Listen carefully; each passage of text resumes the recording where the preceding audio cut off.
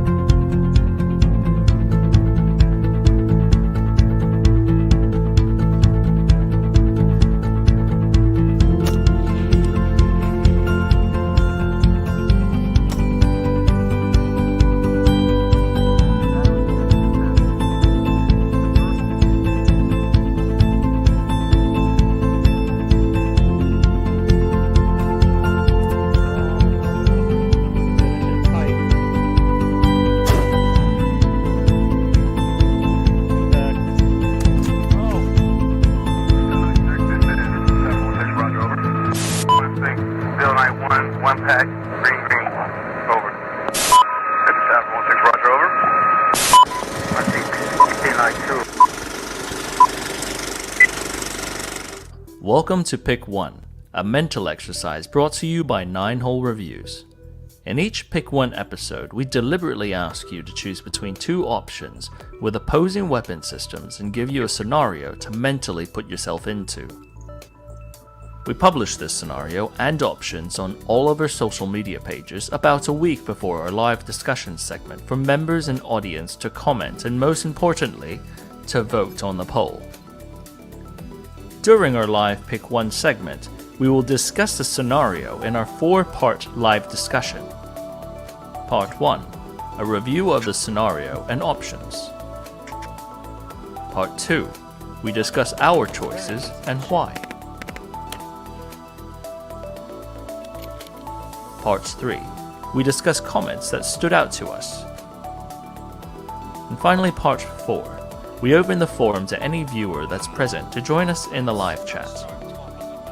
Now, to start this week's Pick One exercise, this is a recap from our previously published scenario brief.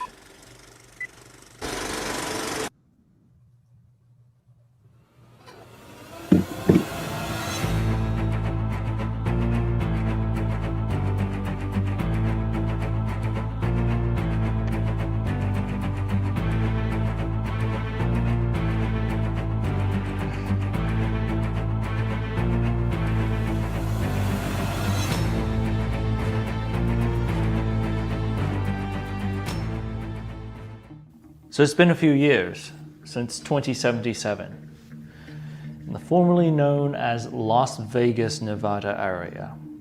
The world has forever changed since those nukes fell. What was once a vibrant world of suburbs, restaurants, and supermarkets are now full of roving merchants defending themselves and their pack animals against bandits on the trade routes, drug manufacturing operations, and irradiated feral animals, and no real government. This world, it's now just civilians trying to make a living in constant armed skirmishes between pseudo-governments, ranging between California and New Vegas, and in the desert in between. But something happened one day, and honestly, even though you don't remember, you know something knocked you out. But you don't even remember your own name. Now, luckily, there was a town doctor and some locals who discovered you and helped you recover from your wounds. But outside of that, you only find a note in your pocket that indicates that you've got to travel back to New Vegas to find somebody who knows. Now, New Vegas is about 100 plus miles away, and on foot. It should be noted that fossil fuel vehicles don't work anymore. Rubber tires and parts have all degraded, and gasoline and petrol just doesn't exist anymore. Your 2 feet are your only mode of transportation. Legacy Kevlar, synthetic materials alike, those are all degraded. Most of your opponents out there would be wearing metal armor, leather armor, and on top of that, massive nuclear drops mutated some of those animals that still roam the desert these days. Now, before you leave, the doctor offers you something to protect yourself with. Now, these belong to his son, who was formerly the town's militia member, and ever since he died, he really hasn't had much use for them. But the doctor has kept them well maintained and oiled, and the ammunition in a nice, dry place. You don't want to take everything that he has, though. After all, he is a good Samaritan. So pick wisely. You may have to be using these things for the years to come. Option number 1. A bolt-action surplus rifle with a low-power 3.5 scope on it. 8 rounds of ammunition to go with this, plus a suppressed .22 pistol. Now you have 29 rounds that come with this.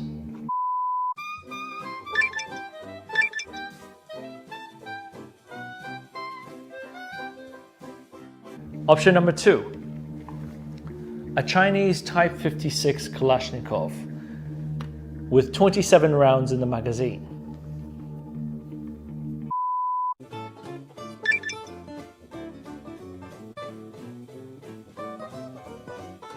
So what would you choose? The bolt-action surplus rifle with a low-powered scope plus a suppressed .22 pistol?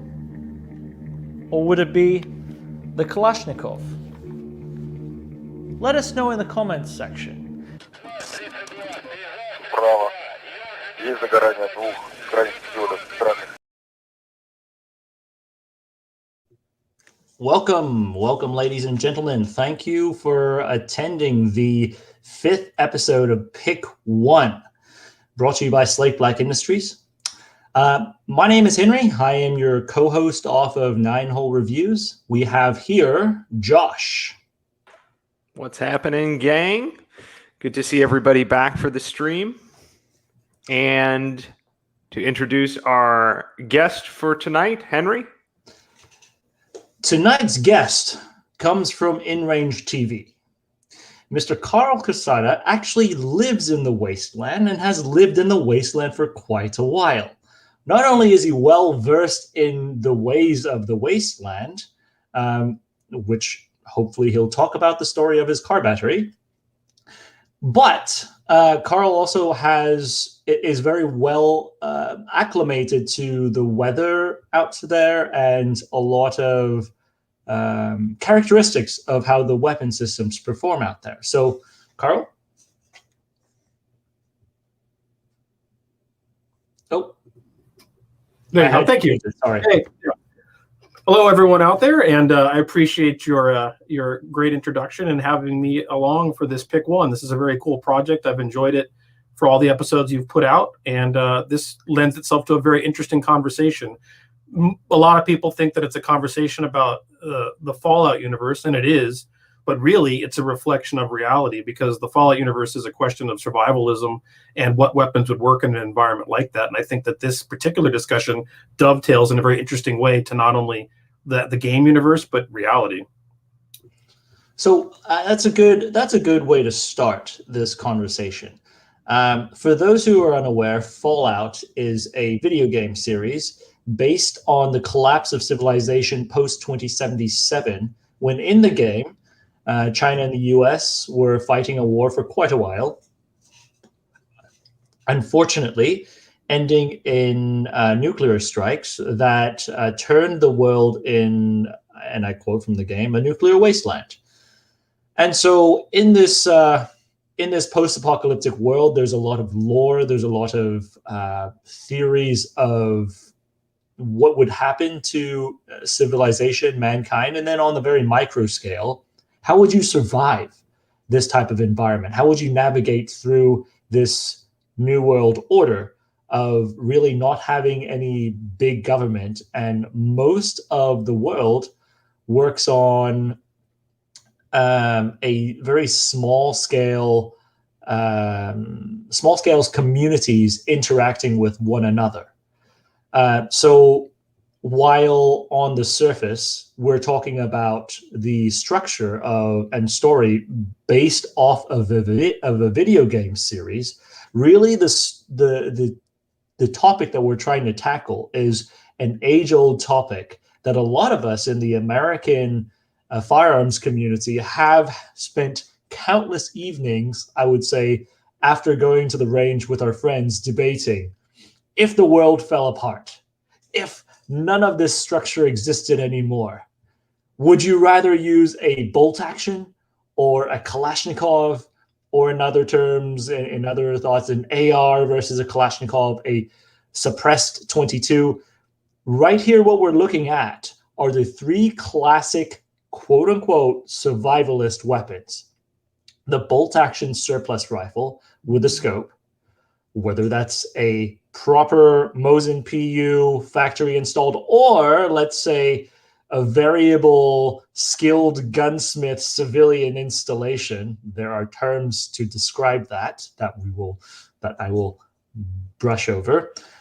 Or would you choose the Kalashnikov, a variation of a service rifle that has been used in the past, that is semi-passe, not entirely passe like the bolt-action rifle? So that is the core of the question that we're talking about, and we're deliberately putting this scenario into the desert wasteland scenario some years after the nuclear strikes. Now, I deliberately did not put the time frame on this because Karl and I, well, Josh, Karl, and I actually had this discussion quite a bit, because as Karl eloquently put it earlier in our private discussion, you leave things long enough and everything devolves away from metallic cartridges and things that we can manufacture nowadays. So, Karl, tell us what that means, and that will drive us into the assumption that we have as a baseline. Yeah, right. Yeah, totally. So this is one of the things that I think you see so much in any type of apocalyptic or science fiction fantasy world, whether it's Fallout or anything else. Pick one. All of them. Pick one. Interesting. But the reality is all of these sci-fi worlds and have these post-apocalyptic scenarios always show people scrounging for like an AKM or a Mosin or whatever and finding ammunition for it. And that would work for a while. But I think that you can look at just the recent events, even our own history here in the US, just over the last year. Going to the local store just to get ammunition when there's a supply chain is a problem. Imagine when there isn't a supply chain and you're now scrounging for ammunition. The reality is that's going to last a very short duration of time unless you're particularly lucky. And the thing that's left out of all of these discussions is that we would really ultimately devolve back to flintlocks and matchlocks, because those are things you can keep running as long as you can find rocks and powder. But that, for some reason, is never part of the conversation. And I think that's because either people aren't familiar with those types of weapons or just don't want to deal with stuff that antiquated. But ultimately, that's where we would land up. Yeah, so the past year and a half, I think, was a very good experiment on just a taste of that when we had difficulty with supply chain issues, right? A lot of people in the past have always said, oh, I can reload, so I can make whatever I want. But no, when you lose contact with manufacturers making the powder and components and projectiles, that is no longer true. So to expand on what Karl was saying, you can mix black powder. I mean, quality-wise depends on you and the equipment that you have, right? And as far as a flintlock blunderbuss, literally, I mean, it's brilliant because you just push the powder and stick rocks in it with some kind of wadding material, if I'm not mistaken, and that itself fires. But anyways, I was going to say there, Henry, if I could jump in on that for a second. When you talked about the blunderbuss, I actually have a pretty extensive amount of videos about that. If you can find powder and you can find rocks and you can find a bush to pull some leaves off of to keep that all wedged in there, and you can get a spark to the charge, you can fire the gun. You don't even need necessarily to have a flint. You could use a lighter. Of course, we're getting more and more crude here, but that's where things would ultimately go, I think. And do not do this at home. Black powder guns are designed to fire black powder, but you could use other propellant too in a pinch. And we're talking about a post-apocalyptic world where you're scrounging for anything. Right. So to veer us back to the conversation of today's pick one, if we were to really mince into the topic, we would end up at the point of which model of blunderbuss would you like to make, right? But without having to get to that point, let's just proceed with an assumption that there are small pockets of ammunition supplies around, which is why these weapons are still viable and which is why the doctor still has limited small amounts of ammunition there. And we have to proceed with this type of assumption. Otherwise, the entire pick one would not make any sense. And we'd be going back to blunderbusses, and bow and arrow and spears and sabers. So with that said, I could start us off with the, let's see. I will start us off with the scenario review of pick 1. I'll start us off with the MET-TC analysis, as I usually do. For those who are unaware, MET-TC is an acronym that most U.S. military officers and NCOs use to analyze a scenario so they could better plan and better react to certain situations or to certain missions that are handed down to them. Now, MET-TC stands for Mission, Enemy, Terrain, Troops Available, Time, and Civilian Considerations. Those are typically the 6 items that go through your mind as a military officer if you have to quickly deal with a scenario or a situation.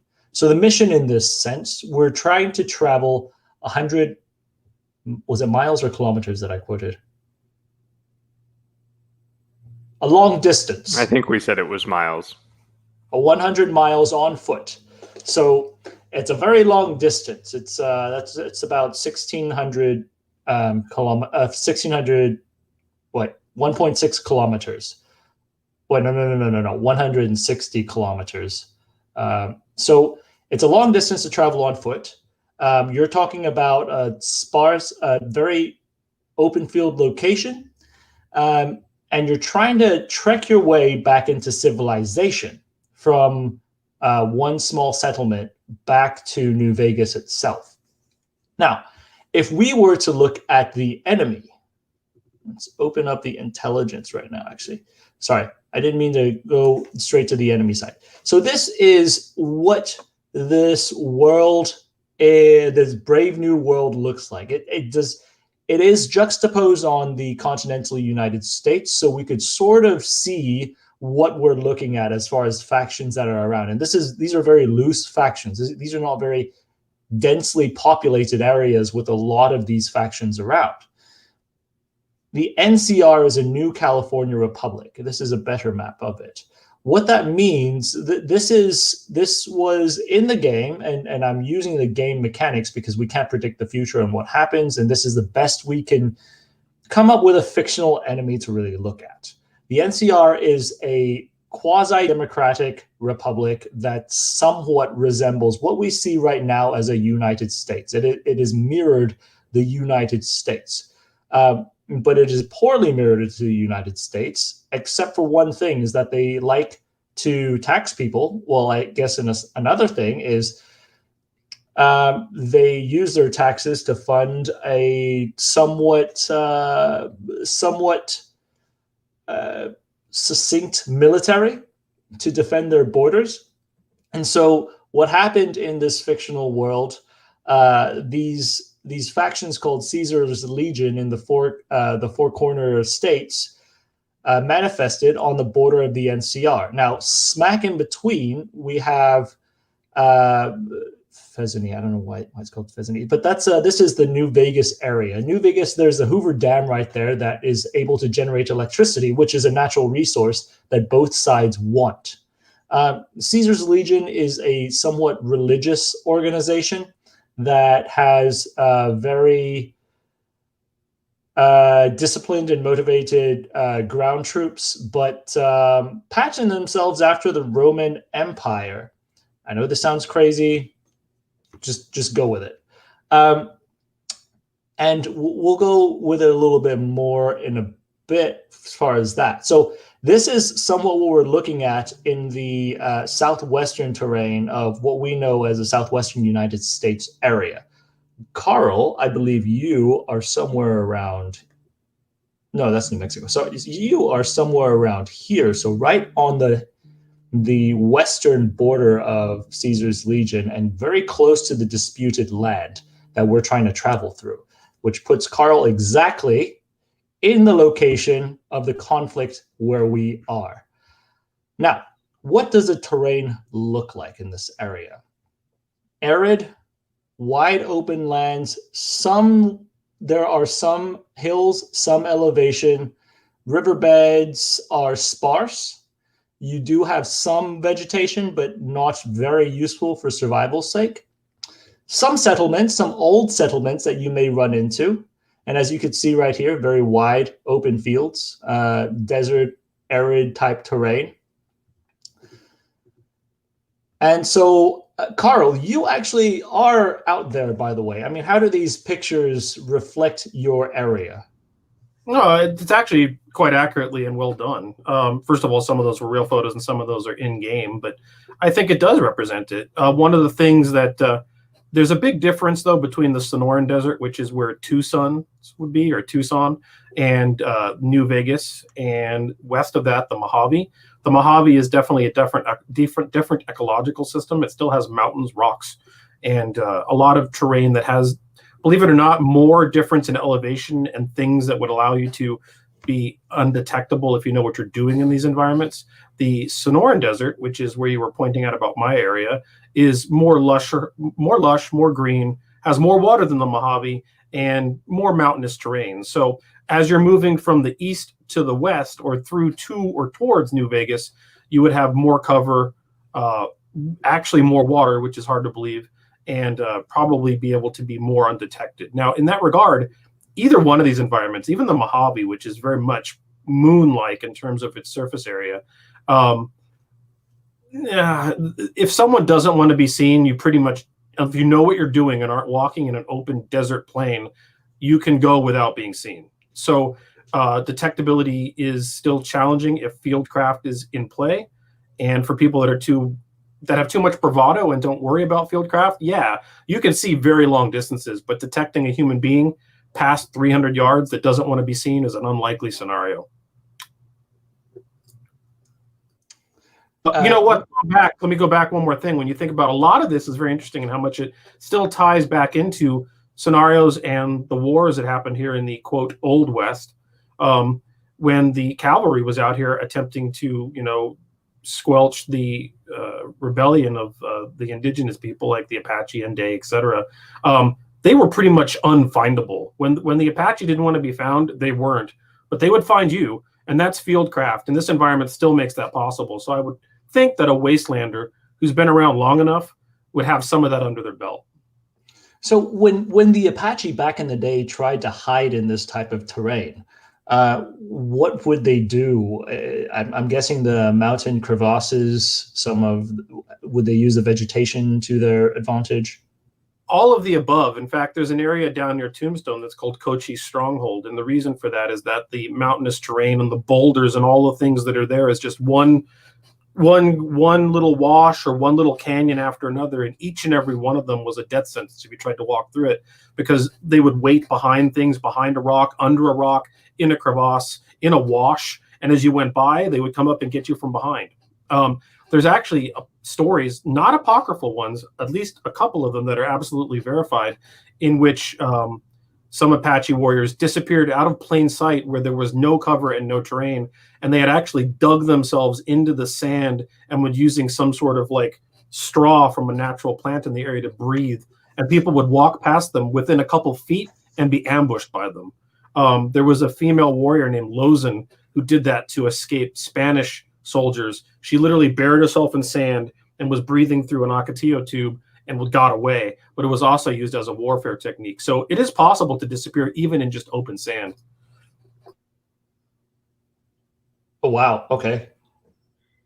I mean, that makes me think of, back in the day, growing up in the Far East, the ninjas were always there was a scene of the ninja underwater with a little pipe, a little straw sticking out, and that's how they were hiding in plain sight. And then to sneak out, and they were spies back in the Japanese days. So I did not know that about the Apaches.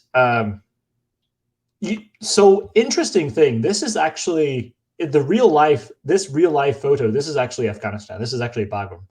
I took this from the airfield, and sort of what you were talking about. The Afghans were able to, through the years, use a lot of the terrain in a very similar manner. I mean, for instance, it took us how long to find bin Laden in the caves?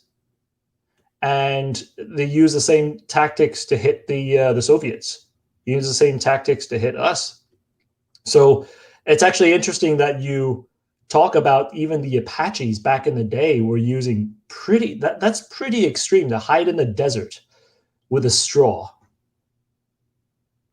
Okay. Yeah, there's more than one story of that. There's actual accounts, and in fact, there's accounts where one of the accounts is where because there were Apache scouts as well that were on the American side of the conflict, at least during certain durations of the war.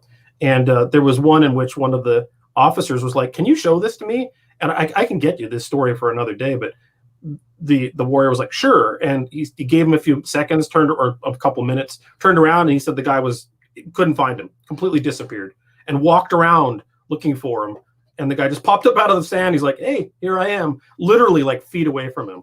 So that kind of fieldcraft is a real thing. And you don't even need that level of fieldcraft out in the desert here, like you mentioned when you talk about Afghanistan. And interestingly, that picture, I don't recognize that mountain range, and I would not have known that was per se Afghanistan, but the mountain range just north of my house looks pretty much identical to this. So in that regard, if you get out to that terrain, just the foothills of it, and you don't crest yourself on the mountain, but use the military crest, you can move without being seen quite easily.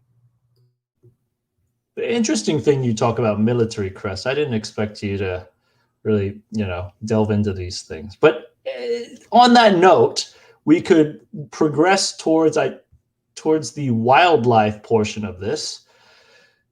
These are from the in-game pictures, and really? Are they in-game pictures, Henry? Yeah, they're not real. I mean, I know the CGI is fantastic, circa 2005 probably, but point is, some of the animals during this time frame had some type of strange mutations, and this is what in the game called Yaoguai is actually a bear that's mutated. You can see it looks like a bear right here, and that's actually a fun fact. It's the Chinese word for monster. So I wanted to put that out there, that there is wildlife out there, even though you're in the desert. That's the case now, right? We're not that irradiated here, but there is a lot of wildlife out here in the desert. The desert's a very hostile place, not necessarily from a bear, but when you walk out here, there's any multitude of thing can get you in the Sonoran or the Mojave Desert. And when there are people that visit that don't normally live here, my advice is touch nothing. Literally just touch nothing, because the plants will get you. And if the plant doesn't get you and you start doing stupid things like picking up rocks, you'll find yourself a rattlesnake or a bark scorpion. And those can truly mess you up. So on top of that, there's javelina that will protect their young. There are bears in the mountains. There's coyotes, there's foxes. There's a lot of stuff out here. And of course, in the Fallout universe, we're dealing with animals that have been messed up by nuclear radiation. I mean, when you talk about Chernobyl, they're not necessarily mutated, but the wolves of Chernobyl are somewhat famous and quite dangerous. I've actually been to Chernobyl and seen some of the animals, but it's the interesting thing about that the Chernobyl, especially the predators. It sounds really bad, but the tourists have been feeding them a lot. So a lot of those animals now they look some of them look sickly, but they have somewhat they have a dependency on the tourism that goes through Chernobyl nowadays, which is kind of sad. The one thing that I remember when I used to go hunting in the desert all the time is one day we heard a mountain lion crying in down in South Texas, and it sounded, first of all, a mountain lion. If you ever heard it cry, it sounds like a woman screaming in the middle of the desert. I don't know how else to explain it, but it is creepy, because at first, to the uninitiated, you think there's a woman screaming in the middle of the desert. But then we went to go look for it, and their paws are pretty darn big. I mean, if you really try to imagine how big it was, I remember putting my palm on it. It's about around the size of my palm, and my friends were telling me that's not full grown too. So okay, so the one part I wanted to bring up were the factions, and again, these are based off of video game stuff, just because this in real life, this never happened. So just for conversation purpose, so we have a government and an opposing government, a force opposing to the government, right? So would be the government force. They largely use a lot of tech that was derived from the old world. It is a somewhat democratic society. These are their ground troops. So these are New Californian Republic troops, and they have a somewhat standardized type of issue. A lot of their income is based off of trade, and their government heavily taxes them to support this type of military activity out east of them, since they're westbound. The other side, on the factions, you have a cult-like organization called Caesar's Legion. And the interesting thing is these guys basically, it's a totalitarian society. And from far away, you would think, wow, these guys look like Roman soldiers back in the day with firearms. But if you look very closely, most of their armor comes from, it's like hockey armor and football helmets and bike helmets put together to make it look like the Roman legion. And a lot of these guys are in top physical shape, probably not this gentleman on the left side, but a lot of these guys are in top physical shape, and they adhere to a very strict and extreme moral code that pushes them beyond what the New Californian Republic soldiers and citizens and some of the wastelanders are used to include slavery and what we would today perceive as just not so nice politics towards women, and different ways of keeping a society that was more akin to, let's say, even the ancient days of our current society that we're used to. Let's see. And then on top of that, understand there are remnants of some groups that have seized old US military equipment. And these are exoskeleton mech suits that you could somewhat find out there in the wasteland, but largely very limited because of the amount of technological prowess that you would need to maintain these types of suits and learn to use them. And then the other piece of the technology, prior to the society's collapse, there was massive use of drone technology to provide security for the local region. So every now and then you could run into some of these security drones. Gents, you have anything to add towards that? No, only that there's like, those are the major factions. There are other factions as well. Like when I did the when we did the Wasteland or Fallout themed match, I did the Followers of the Apocalypse behind me, which are people that are essentially caught between all of this. They're just trying to survive in the middle of it, not being NCR or being Caesar's Legion, and trying to provide community defense and medical support for the local wastelanders. So they're not the only ones, and it's like a very broad, diverse, interesting world that's very rich, actually. So if you really want to delve into that Fallout lore, you could dedicate like a whole year just reading about it, and you still wouldn't be done. I mean, because a lot of it is also user generated. However, in light of moving on, we talked about mission, enemy terrain, troops available, basically none for you. You're on your own because it's a survival situation. Time allotted before you die of thirst. Civilian considerations. There are sparse civilian settlements peppered around the Mojave, but don't expect for them to be. It's not a booming location per se. So, I think as far as that, I think we have covered most everything for part one of reviewing the actual scenario. Josh, Karl, do you guys have anything else that you'd like to just add to the baseline scenario? The only thing that I think is worth mentioning here is for the viewers who may not be super familiar with the universe, I think you guys did a decent job outlining and mapping what that looks like, with the lore and whatnot all built in.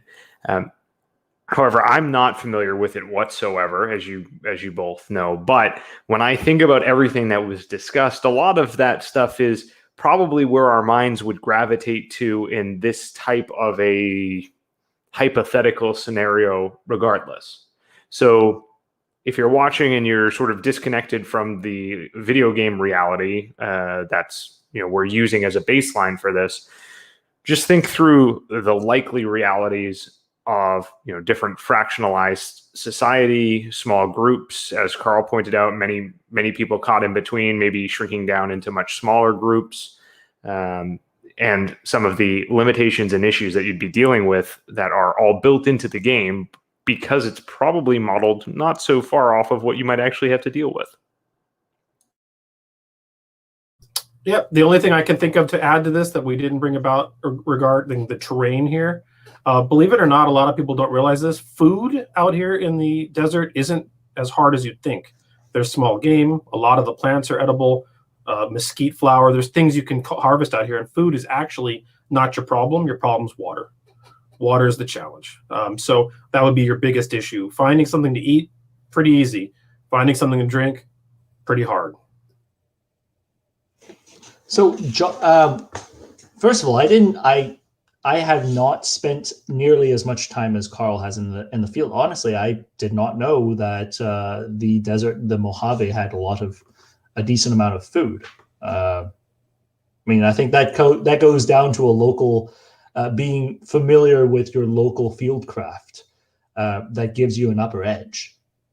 But to one point that Josh was talking about, and I was thinking about holding on to this thought until the very end of the video, but Josh makes a good point because Karl, you and I, we like Fallout.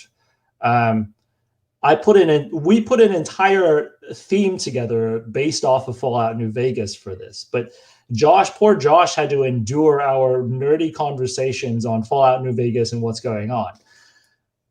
I have a theory on Fallout New Vegas and the entire storyline. I think that Fallout New Vegas draws a significant amount of parallels to, in a strange world, to Afghanistan and the Operation Enduring Freedom. And that's not to say because I was ISAF or whatever, but hear me out on some of these points. Karl, you talked about how the photo that I showed from Bagram looked incredibly a lot like the terrain around you. So terrain aside, there could be many places in the world that look very similar. You're talking about an organized military force that is deployed beyond its borders, sometimes with sparse military supplies, sometimes with good military supplies. That would be the NCR, the New California Republic troops, these guys who are deployed outside of the New California Republic to deal with the opposing group, the Legion, who are a somewhat cult-like religious organization that goes around and tries to enslave people and do pretty nasty things. Now, I don't want to go into the exact details of good guy versus bad guy. If you follow the Fallout New Vegas lore, you know that it does not mean one side is good and one side is bad just based off of what they do in their MO. But I think given in our world, if we were to think of this lost world out there, where there is a foreign deployed military that had intermittent supply fighting another organization that was very closely cohesive through a religious cult-like belief system. And there were civilians all over the place. There were traitors all over the place. There are little explosive traps all over the place. There are places for people to hide, little small pockets of communities all over the place, extremely tribal.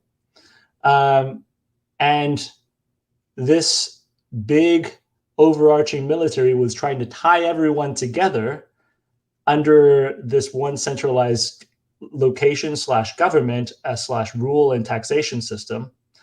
I feel like there is, I would say, a 70-80% parallel between what we're seeing in, well, not right now, in Afghanistan, in Afghanistan, Operation Enduring Freedom versus Fallout New Vegas. And that's my theory. I mean, guys out there in the comment section, tell us what you think. I mean, Karl, Josh, what do you guys think about that assessment? Well, being unfamiliar with the lore to a heightened degree, I'm probably not really qualified to give an opinion on it. But the story you've outlined, and as I've learned about it more, it does seem quite aligned. Karl? Art imitates life and life imitates art. And I think that the reason that there's similarities there is that when there are situations of instability, these are the sorts of things that come to the surface. And whatever that instability is, obviously Afghanistan is one of the most prominent examples of it, but there are others in the world that maybe don't have the same theocratical element like Caesar's Legion. But when you look at Somalia, it's a warlord state with different feuding factions and a desert that's very much, dangerous to be in for those reasons. I think that instability breeds that sort of thing, and people ultimately, the idea of the independent individual survivor that doesn't make it without others is unrealistic. And so people band together, and you're seeing different types of philosophies in that banding together. Okay, so right. This actually kicked off quite a few comments in the comments section just right now. We'll get to that a little later in section 4. But I want to emphasize that I'm not saying it's 100% parallel. Obviously, it's not 100% parallel. But there are certain parallels between fact and that type of fiction. That's just strange to me. And just to say, Fallout New Vegas was scripted during the early mid-era invasion into Afghanistan. I'll just throw that out there.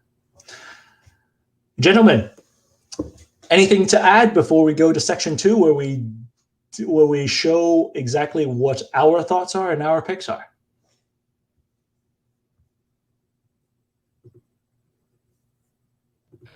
Да, принято. Контролируем автоматическое сближение.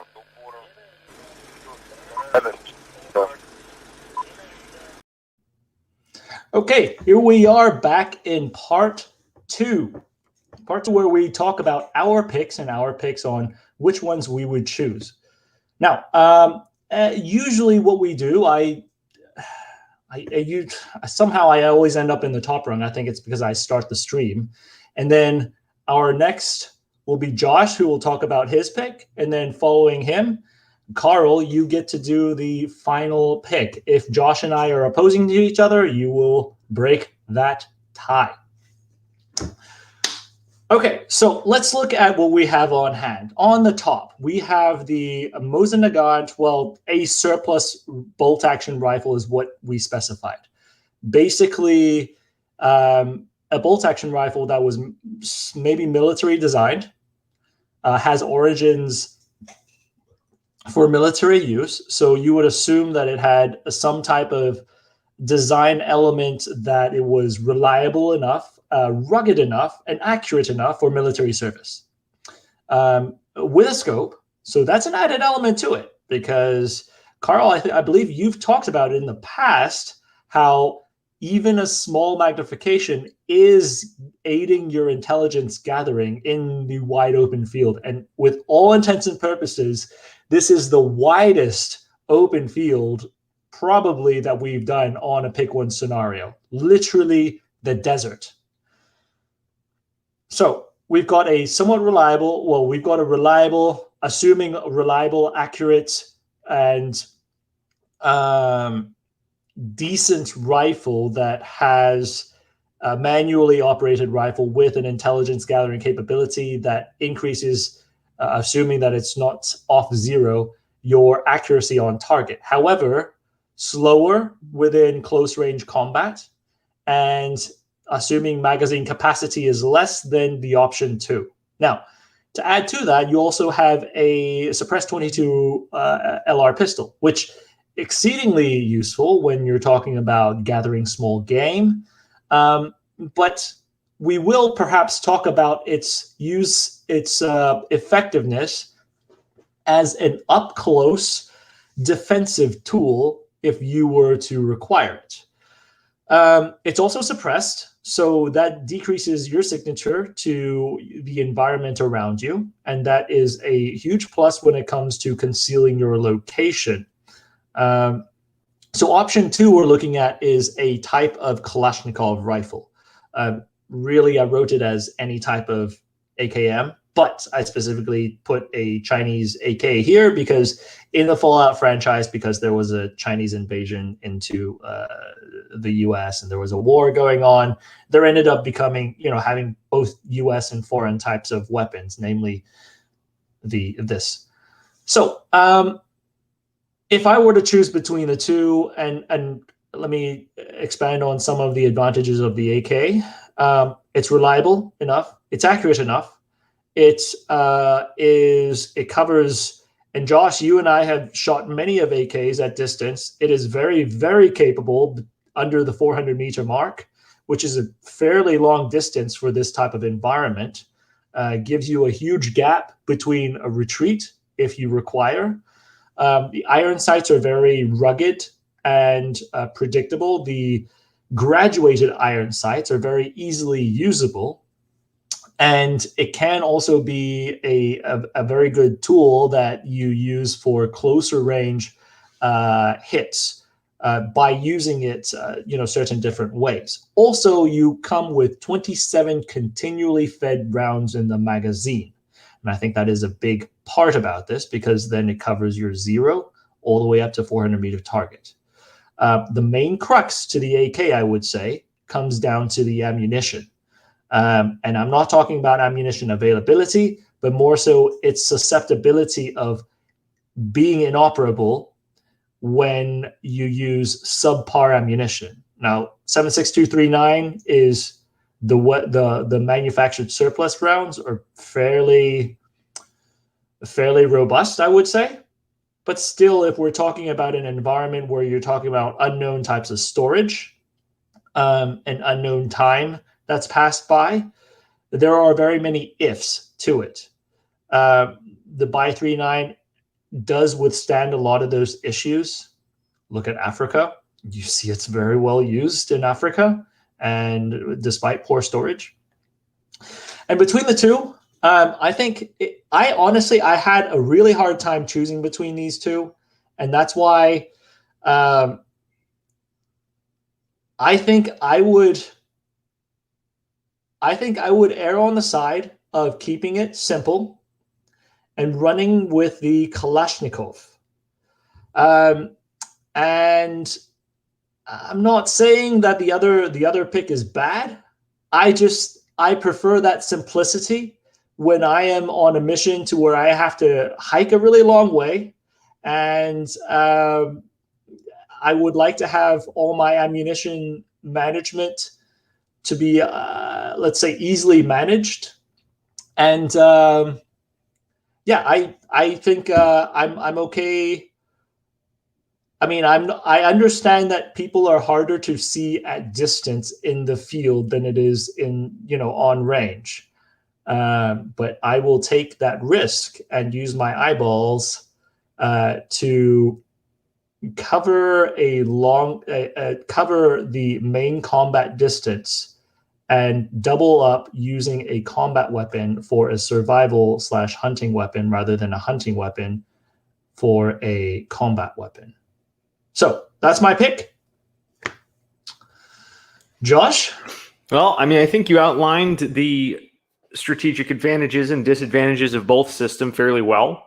So without belaboring that point, and knowing full well that you and I discussed offline that there I think that this is very close to a coin flip myself, but I would be selecting the surplus bolt action with the 3.5 power optic and the suppressed 22 pistol, and acknowledging that in a direct action, any sort of direct action gunfight that might ensue out in the desert, I would probably prefer to have the AK, but leverage the fieldcraft that I hopefully have as a wastelander to avoid such conflict, utilizing the telescopic sight to better identify areas that not only potential threats that I may encounter, but also to plot my area and points of, I suppose we might call them egress and evasion of some sort in advance, being able to have some better vision of my terrain as in general, not just necessarily a threat that I may need to engage or to even PID. And then, of course, the suppressed 22 pistol, I think, is the real advantage of that kit, since it really does allow us to operate on a much lower signature, or with a much lower signature. I would say that I think that there probably are some ammunition concerns with only having 8 rounds in the bolt action. That definitely limits what we could potentially do with it. And with the potential reliability, as you mentioned, of ammunition, especially in the 22. But I would be more interested to hear Karl speak on that, since I think that there is some expertise there as we get further on. So my pick, option number 1. And so, Karl, you are indeed going to be the tiebreaker tonight. I'm going to be the tiebreaker. You guys are making salient arguments for both of these, but one of the things that I think that we get caught up in when we have conversations of this type is that we always think of it being a combat scenario. And combat is certainly part of this 100-mile long hike, potentially, if you mess up. I was mentioning earlier in this conversation about using the terrain appropriately and the fieldcraft, and very much like what Josh was saying, was that I think that if you get into an extended combat situation with your AK or with your Mosin Nagant while moving across the Mojave or this part of the desert, you're probably already on the losing end of whatever's going on. So in that regard, my choice and my tiebreaker here is option 1, the surplus bolt action rifle with the scope and the suppressed 22 LR rifle. I don't see the pistol as being useful in a defensive role, but as I mentioned earlier, that the desert actually provides far more food than people think it does. Small game, rabbits, birds, dove, quail, which would still exist in this world, would be harvestable with that, with a relatively quiet way to do it. If you have just the AK, you don't have that option, and you need to eat to continue moving across the desert, and that would be your tool for that. If you have to use the bolt action rifle, you could hopefully have the upper hand by having the first shot fired in the conflict, using the superior accuracy, the range, the ability of the optic to give you a more precise shot, may give you the option of a critical hit, as the game refers to it, and end the fight before you have to fire your second round out of your 8. And in that regard, I think that you have a higher chance of survival by avoiding all conflict, especially in an area ravaged by Caesar's Legion and the NCR, using your fieldcraft and the environment appropriately, harvesting food to survive with your pistol that is relatively quiet, and using the advantages of the scope for observation and the round and the power therein to use it for critical hits, gives you the highest chance of survival while moving across an environment that's hostile to you in every possible other way. But obsolescence, Karl. They're both obsolescent. That's part of the problem. Now, what's interesting about that, and I don't know if we want to get into this later, I ran this, we ran the Wasteland Shuffle at the 2-Gun Action Challenge match, and we had 30 plus competitors choose between the Mosin Nagant or the AKM and the pistol to run the runs. And out of 30 people, I placed 3rd overall with the Mosin Nagant, even though, and the other the two that won would use the AKM, but that was simulating a combat scenario in which we were fighting for the best time possible, most hits on the clock with dynamic movement in a very rough range filled with sharp rocks and mean things. So if it got down to we have to fight, and this is a fight. Those 8 rounds of the Mosin Nagant used appropriately in this environment didn't put me down in the bottom of the scores. It put me 3rd overall out of 30 people. So I think that it's viable to use this when you're limited with the amount of ammunition you have in the AK and limited with the amount of ammunition you have in both. When you have to land less rounds on the target due to the power advantage of the gun you're using, it starts to become a wash. You can have longer distance engagements, which is in your benefit with the optical scope or optically mounted rifle and higher power cartridge. But in that regard, when you say obsolescent, they're both obsolescent. I don't see that as an advantage or disadvantage.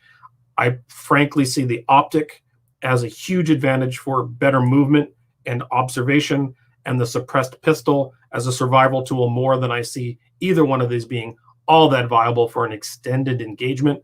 And if you were to get an engagement with either one of these with well-equipped NCR, you're going to get smoked. So one thing one point we haven't talked about, and I actually did not see anyone in the comments section on the YouTube or Facebook side talk about either. What do you guys think about bayonets in this type of scenario? Now, obviously, both of these are military rifles, and if this were an actual Chinese-issued Type 56, which they would not be using in 2077, that's beside the point. The point is, both of these rifles are military-styled rifles and do have provisions to take a bayonet. What do you think about bayonets in this type of scenario? Do you think they are useful or no? I don't think so. I think you're not going back to the Old West in this regard. Like Old West synergies here are huge. And if I had to have a secondary, or I should say tertiary, if I had a pistol and a rifle melee weapon, I'd want an axe or a tomahawk or something like that that would be more useful than a bayonet. Yeah, I would actually echo that. I mean, I have zero training with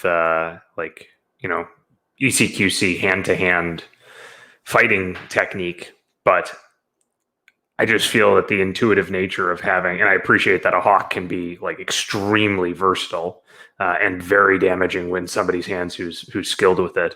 But I would imagine having some sort of detached melee weapon would be more valuable and potentially even more utilitarian as well. So I would argue on that point. I don't know why, but we actually did get a bayonets course when I was in the military. Now, did I use it? Absolutely not. It was more. I think it was more one of those things that some officer wanted to drop it in his OER, that they did bayonet training for the new guys coming in. But I would say between these two options, the bayonet in this configuration, since the Chinese is not using the spike, would be more useful as a utilitarian knife, because this iteration of Type 56 takes a bladed bayonet that detaches, whereas the Mosin is a cruciform spike bayonet. But the Chinese obviously issued military Type 56 is a underfolding spike, much like the Type 56 SKS. I think a spike would be quite useless, quite honestly. But a blade type bayonet that you could use as an auxiliary survival knife would be useful. But that goes back to, if you're going to have a tertiary weapon or some sort of other handheld weapon, I would rather have an axe or a tomahawk or something like that, and I wouldn't worry about it being mountable to my gun. This is one of those contentious conversations that has happened on InRange a lot. And there's actually firsthand accounts and reports going back to the U.S. Civil War. We're talking 1860s, in which the bayonet was considered pretty useless. I think that it wasn't completely useless. Of course, there were bayonet kills, but statistically speaking, even in the U.S. Civil War, the amount of wounded or killed soldiers with bayonets is like a tiny percentage. It's something it's so small it doesn't matter. And that got only worse during World War I.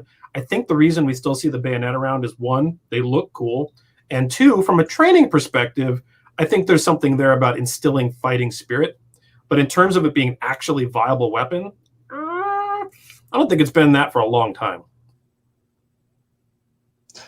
I could not tell you from combat experience, but I remember earlier we had someone who commented on one of our videos that unless you're an infantryman, you cannot comment on infantry weapons. So I was qualified on a bayonet. So you guys are not qualified and talking about a bayonet, evidently. No, all I can do is use historical data. And the historical data to me represents that it's not useful. Okay, so there we are. We had, let's see, we have a 2-1 for the bolt action plus suppress 22. Yeah, get wrecked. Literally, it's just one other person to help you out, Josh. All right. That said, is there anything else that you guys wanted to tie into this? I mean, we could still talk about some of the minutia. I showed you guys some of the comments that we're going to talk about, but specifically to your reasoning, to your logic, to your thoughts, is there anything else you'd like to add to this? No, let's take a look at some of the user comments. Выдаю УППС исходная. УППС исходная. Есть загорание двух диодов, отпустил погасли. И выдаю ВПС исходная. Есть загорание двух крайних. Okay. Sorry about that. That was a little too loud. Let's look at what the internet thinks is the best weapon. Are you guys ready? Oh. Whoa, we win. Look at that. Okay, so let's expand upon this a little bit because we did have a lot of comments for this one, and the voting participation was actually quite good. Yeah, 13K votes. Right on, guys. Nice job. A lot of people. All right, so if we were to start mincing through some of those comments that we talked about, the first one is from Luke Marquis. In real life, with this scenario, or in the game, the 22s were useless against even a rad roach. Now, a rad roach, by the way, gentlemen, Karl, you know, is an irradiated cockroach that is the size of a football, an American football. I think that's a pretty comparable size to it. So maybe even larger than an American football. It's large. So in the game, there is a suppressed 22, and you can use it to try to, kill a giant irradiated cockroach, but it is very difficult to do that. The thing in the game the 22 was good for is if you snuck up behind someone and just click someone in the noggin, and they would just go night-night. Now, I think, obviously, I don't think Luke is really serious about this comment in saying that a 22 was useless. He's referencing to the game mechanism. But we did have a good amount of people who habitually say in every single 22 long rifle video that we make that 22 will bounce off of your skin. 22 is so useless and so weak that it will do nothing to you. And then on the other side of that, there's someone who would say, well, 22 enters your skull, bounces around, and turns your brain pretty much into lasagna, and you just collapse on the ground. Thoughts on that? Karl, why don't you kick this off? Because I think you had you alluded to this during your assessment on which option you were going to select. Yeah. So first of all, there's two different conversations here, right? One of them is using this tool for survivalism and harvesting of game. Probably not rad roaches, maybe rabbits or other things. So there's that benefit there. But when it comes to a defensive tool, 22, there's two things. I think people conflate two things. 22 absolutely kills. 22 is a very lethal round. In fact, 22 short was one of the first militarily used cartridges in a tiny little pistol during the U.S. Civil War. Now, we're talking about short, not even LR. And we're also seeing another analogy here between that then and now. Unless you're a complete sociopath, when you're in the Fallout universe, the apocalypse, taking any round through you is probably a bad deal, because antibiotics, infection, the things that you might die a week later from isn't a great idea. So there's still the fear of being shot. Like the idea like, oh, I'm just going to get shot, it doesn't matter because it's a 22. First of all, that's unrealistic even now in a modern day where you have proper medical care and can go to the EMT or the trauma ward and be dealt with. When you're out in the middle of the desert and you take 3 rounds of 22 into your chest, you probably have a problem. But does that stop you from continuing your attack? No. So the thing we're confusing here, I think a lot in conversation is 22 a good defensive round? No, it's not. That's not a stopping power round. Is 22 a good round for killing?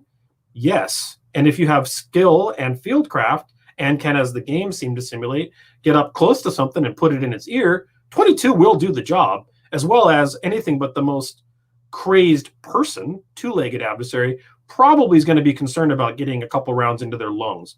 So I don't think that it's not a deterrent. I also don't think it has a lot of stopping power, but it does have killing power.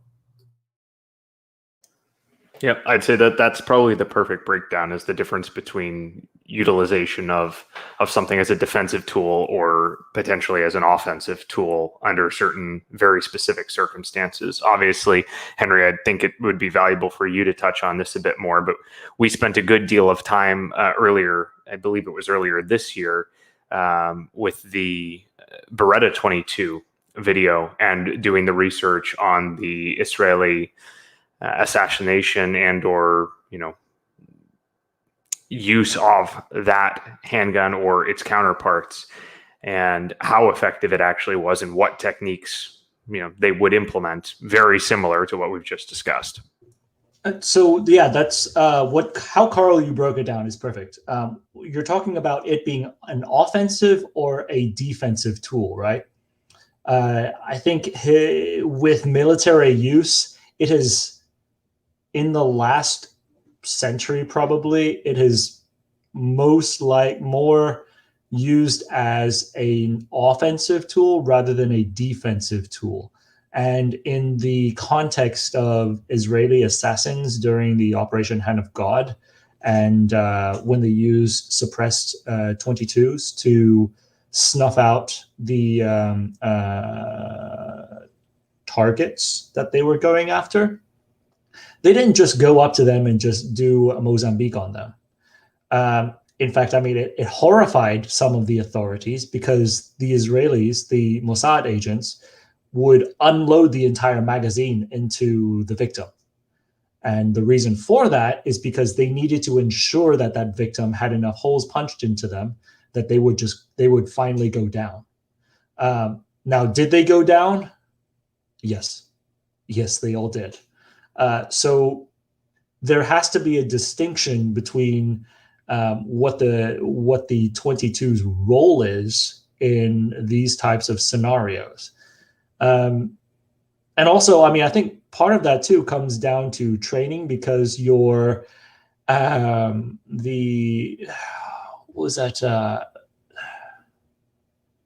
agent's name who was on the flight, Mordecai Rahamim, the El Al airline agent who fended his plane off from the terrorists who were trying to take it over with Kalashnikovs and grenades. He used a 22. And that's because they were issued 22s. It's not because he chose a 22 for concealability, and because they were trying to find something with a lower interference in an aircraft, to where if they fire it, it wouldn't be like a large caliber punching larger holes in it. So when he went and shot at the terrorists who were trying to bomb the plane, he has an account where he shoots his entire entire inventory of ammunition off of him. And that's, again, from the training that the Israelis do with 22 pistols that they were issued. They offload those rounds and have to put multiple rounds into a target. And in their training, they do that to ensure that the target eats all the lead salad that they are serving them, basically. Oh, I mean, that goes along. Go ahead, Josh. Well, I was just going to say that one story is such an outlier. I mean, it does represent the concept that, yes, the training methodology is keep shooting. But that one story is such one of the most insane outlier examples of 22 used in a defensive scenario that the person survived in the first place. Like that whole story is one of the things that you would watch it and there could be in a movie and you wouldn't believe there's no way that this is real. But that entire story is absolutely incredible. Yeah, when you look at Fackler data and all of the stopping power data and statistics, the truth is pistols really aren't that great in general. Like, and this is where it's fire until the threat stops scenario with pistols, whether it's 9mm, 45 ACP, 2 World Wars, or a 22 LR. It might take more rounds to do the job, but I don't think 22 LR is completely incapable of it. And I think we've just proven it on a couple scenarios where it could be. Now, in a pinch, in our scenario, you have all 10 of your rounds in the magazine and you give the thing all 10. It may or may not work, but 10 rounds is a lot of holes. And depending on what the adversary is it a great defensive choice? No. Is it a great offensive choice? It certainly can be. Yeah, so you remember when we were putting together the Wasteland Shuffle, I specifically said that I wanted the end user, if they missed any of the rounds off of the bolt action, that they had to run up and unload all 10 rounds, regardless if they missed 1 round or if they missed 5 rounds onto that final target. And then, of course, their penalty would be time added for the misses. And specifically, that was intentional because with the 22, and that's basically, for me, that I insisted that because I was drawing back to some of those accounts that I had learned doing research with the Israelis. Let's see. This is another. Okay, so this one's sort of related to that first one that we talked about with suppressed 22. Obviously, so suppressed 22 is pretty much as quiet as you can get it, especially if you wet the can and then either tape it or use a wipe on the front. It's very quiet, but it's not silent like the video games. It is far from silent. Now, Karma, again, this is one of those things. Invariably, we get a lot of video game references, which I'm very happy to get because I am a huge fan of Fallout. So Karma said that if this was in the Fallout game, I'd pick the silence pistol because Bethesda makes broken stealth. Me crouching. Enemy. Must be my imagination. So in the game, you're able to, once you crouch on the top bar, it says detect, not detected, detected, or caution or danger. That's the danger bar. So part of it comes down to the idea that you would choose the 22 because you could, and this is another one that's, so part of it's that you could use a 22 and sneak up on someone and clock them and then take all their stuff without anyone around there knowing. So thoughts on this in a, not a dense location per se, but let's say in a building with someone. I mean, let's take the sneak thing aside, whether you could sneak up, that's on you. But if you break your cover and you start clicking away with your 22, I don't think it is as quiet as the video games make it. What are your thoughts on that? Yeah, I mean, just really simple. We knocked this one out. Like, it's obviously not, right? Like, any of the suppression mechanics in video games are wildly overpowered in terms of their connection to reality. Karl? We always get so focused on the actual guns and not the reality of when they're being used. And I think that's one of the things we see in this in movies, video games, all this. So let's say the 22 is as silent as the game portrays it. It makes absolutely no sound whatsoever. And you fire it inside this building against this unknowing or undetected, that you're not detected against this adversary. And let's say you even kill them with the second shot. There's a pretty good chance that when you hit them, they might do something like, I don't know, scream, gurgle, freak out, flail about, fall to the ground, knock something over. The chances of that being a silent, undetected, infeasible. Even if the gunfire itself isn't what gives away the fact that something happened that shouldn't have, the person being hit with the bullets is gonna do something, and that in itself would break that stealth that you're in.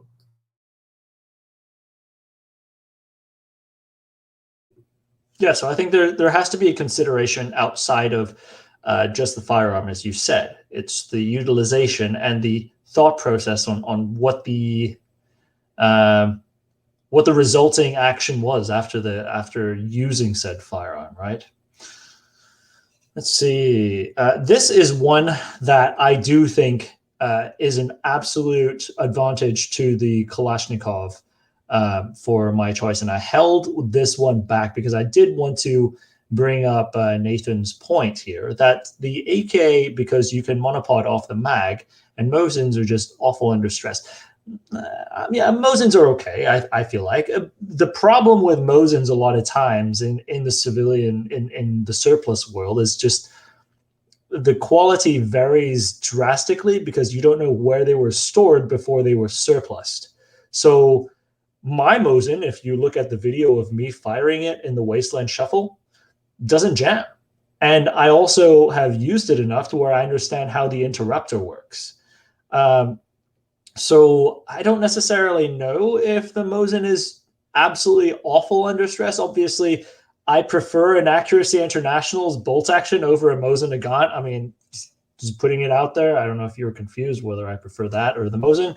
But I'm not saying it's the best action, but I don't know if it's the worst per se. Now, the one thing about the Kalashnikov, I do think that it is a very underutilized item that people don't use the monopod as often as they could on the Kalashnikov. And part of this, I don't want to really go way too far in detail because I know we talked about this in a separate recording where we're reviewing the Wasteland Shuffle itself. But I do think that the AK pretty much having a built-in Kalashnikov, built-in monopod is an advantage in some scenarios. Obviously, it's greater signature on the bottom, so some ways it could interfere. Thoughts on that, gents? Yeah, I have a few. In fact, I mentioned this in the Wasteland themed video on from the two-gun match. The Mosin is not optimal. It's actually quite bad from a prone position if you're forced to use the optic, because the optic is so high that you have to get this ridiculous chin weld, and it's very hard to use prone. But I would say that any opportunity in which you can brace your gun against anything for greater support when ammunition is low and it is each hit matters, do it. Monopoding your AK is a fantastic way to do that. And the Mosin is actually much better in field conditions than it is prone on the ground when you can use it off of a window or a barricade or even offhand, which I demonstrate in the video, because then that strange optic offset actually is quite good. It's just bad in prone. One of the things I did see at the match, though, is that people need to know the weapons system they're working with. And a large amount of shooters, surprisingly, either weren't very familiar with the AK's iron sights, which made it difficult for them to understand how to get hits, or with the Mosin Nagant, when they were reloading, didn't know how to do it properly and then ran the bolt and didn't actually disengage the interrupter gear, or the interrupter, and they fired an empty chamber because they had to cycle the bolt a second time for the round to actually chamber. So I wouldn't call it awful to use under stress. Any bolt action under stress is subpar and obsolescent, at least if not obsolete. However, I would pick other bolt actions over the Mosin Nagant, but the Mosin Nagant certainly delivers the goods. And even in World War II, you saw the Germans picking up a lot of Mosin Nagant snipers and using them instead of their Kar 98s.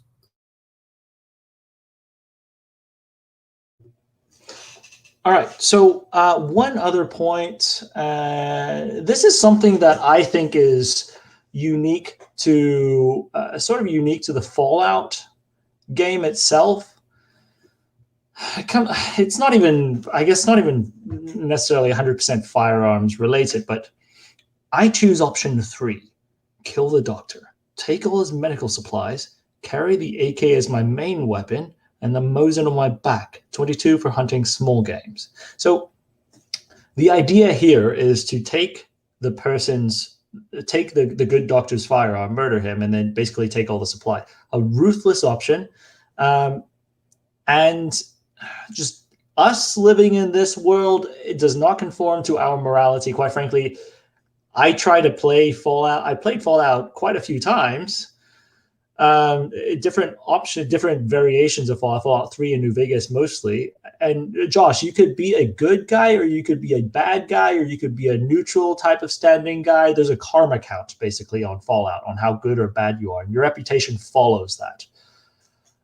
Every time I try to play a negative karma, a bad guy, a super villain or something, at the end of the game, I end up being somewhat good, if not, really good. That's just me. I mean, some people like to go out there and murder the entire map and, take everything out there and basically break the entire game. But just a personal note, I have trouble doing that even on the game. Especially, some of the poor old guy trying to trade stuff. I have trouble doing that type of thing. I think this is worth talking about from the perspective of what an actual. I mean, granted, okay, we're talking about like post-apocalyptic world after nukes have dropped, right? But if we bring this back into maybe something that's a little bit more palatable to our own realities for a minute. In a scenario where you have, if we just call it like rule of law deteriorate, and you see bad stuff happening, generally the groups of people that ultimately survive are not lone wolf-esque, at least not in my mind of how, or based on examples that I've seen. It would be community-based environments, I suppose. So in areas where you band together with like-minded individuals who share your value set, and you attempt to reestablish an element of, we'll call it normalcy or societal interaction and function.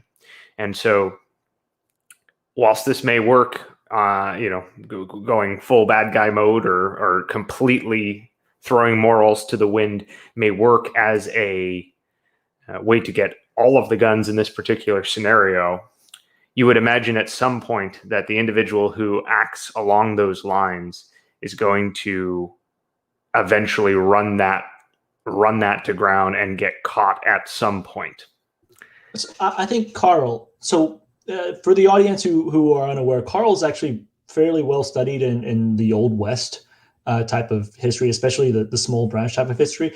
I think the Old West society really echoes a lot of what Fallout New Vegas and this particular scenario is. And obviously in the Old West, you've got tales of outlaws, you've got tales of the heroes. What's your observation with, I guess, some ties to the history that we know about? I mean, what did people generally see more often in that context? This is a pretty open question on the response, Karl. Yeah, it's super broad, right? But so we hear a lot of the stories about some of the incredible, crazy things that happened in the Old West. And the reason we hear about those stories and the reason they resonate is because they were extraordinarily rare, crazy events.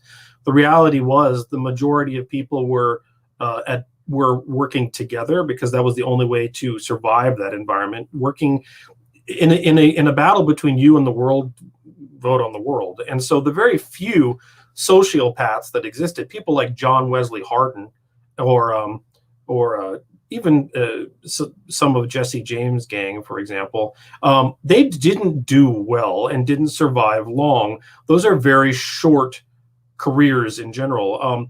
They're well known now because of the infamy they gained over a very short duration of time of being a sociopath. But by being a sociopath, not only did they ostracize themselves from the normal world, which was not like that, they also tended to ostracize themselves even from their other criminal elements they were working with. So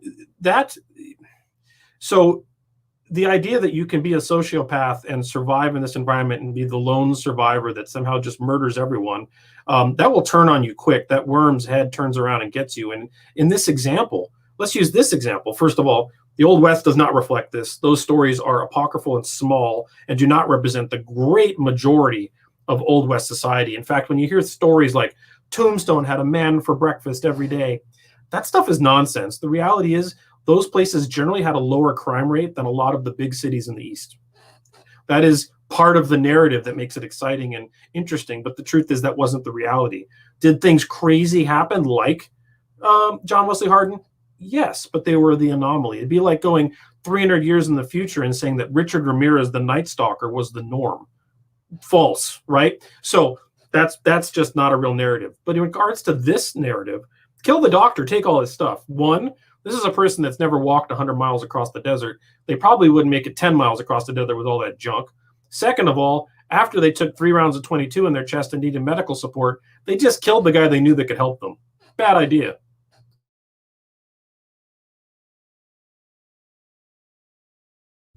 So basically, this is, mass killings and stuff like that back in the Old West really wasn't a big thing. It's just that it was such a shock to the society that it turned into a story that continually was passed from generation to generation as lore, or Fallout lore almost.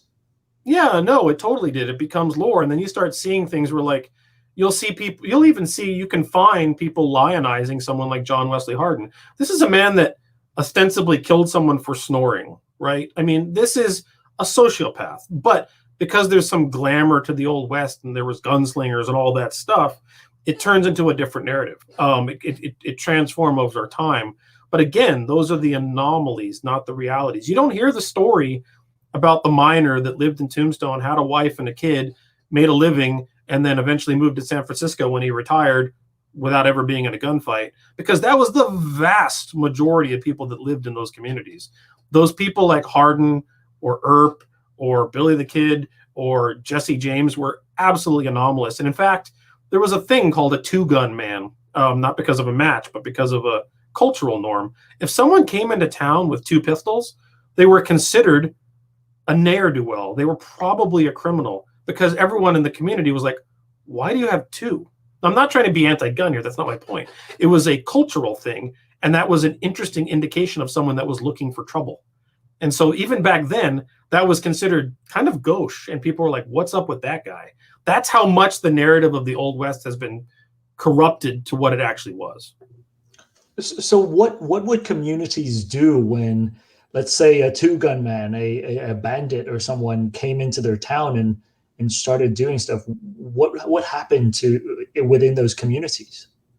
Well, first of all, and this is something that we would not agree with now by any stretch, quite honestly, most of the organized communities were far more had far more gun laws and restrictions than we do now.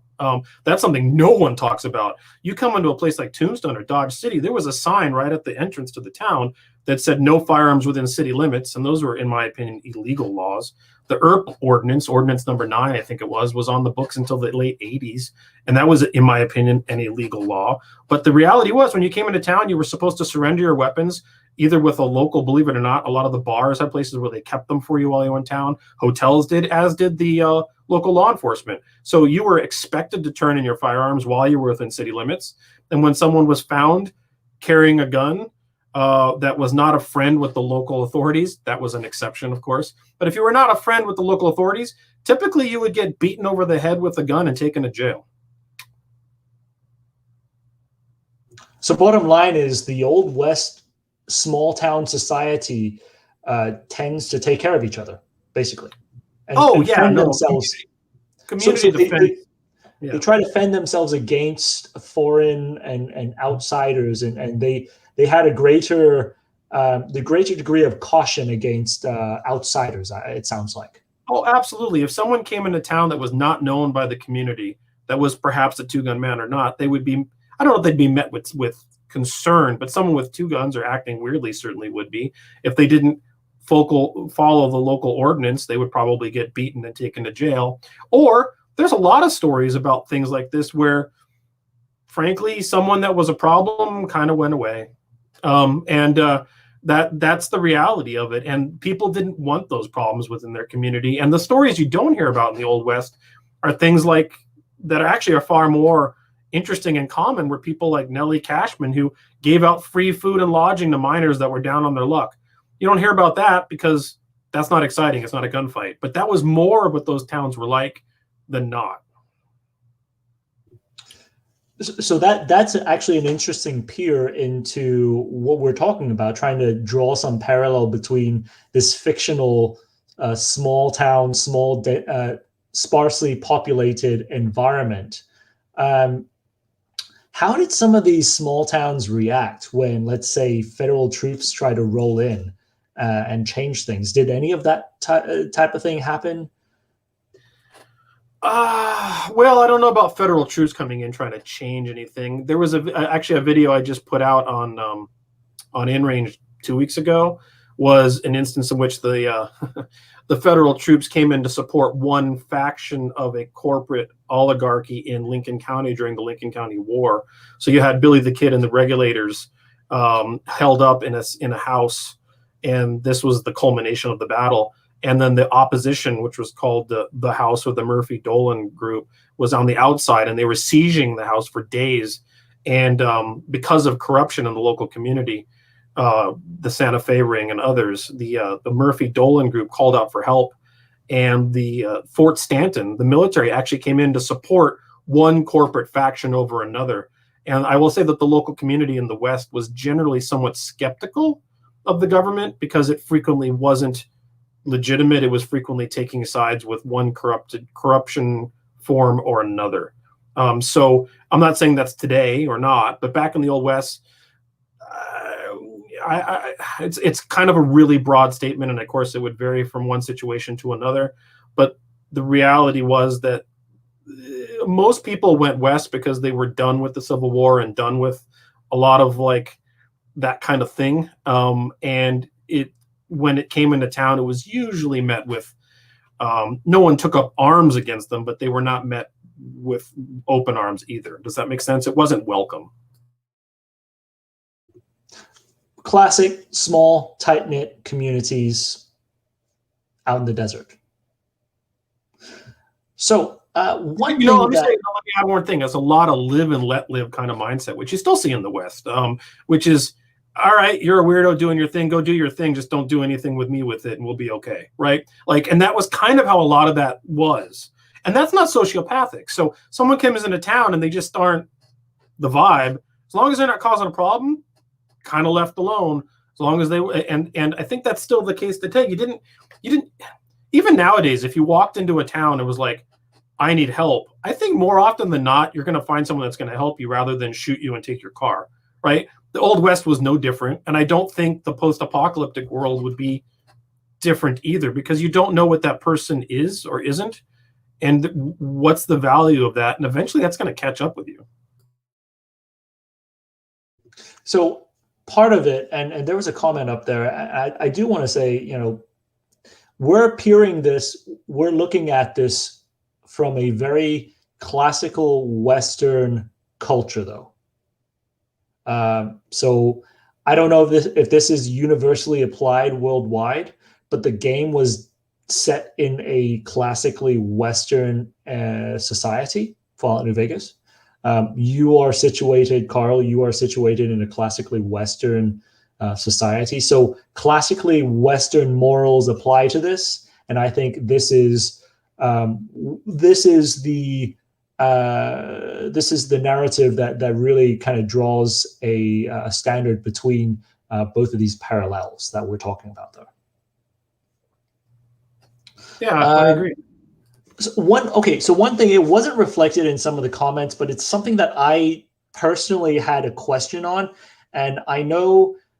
So Karl, you've got a lot of time with Old West stuff, as we've talked about. 22 long rifle. In this particular instance, of course, we've got a 22 suppressed 22 pistol. This whole scenario is a very logistically based scenario. What can you find? What ammunition do you have before you say, I'm going to pick this weapon and find the ammo for it? I think you said it earlier, it's more so, what ammo do I have? Okay, I'm going to get the weapon that shoots that ammo. right? Yeah, So I think you're way more worried about the ammo. You're like, if you find a bag of ammo, you're like, sweet, now where do I find the gun that works with this?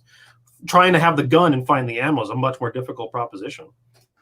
so that is an interesting thing about this because with 22 long rifle, yes, it is plentiful in numbers, but 22 has a reputation of being unreliable, susceptible to the elements. 22 also, let's say, I mean, because it's not center fired, the primers, let's see, and I'm loading a video from Ranger Dave who had some issues firing his 22 during the Wasteland Shuffle.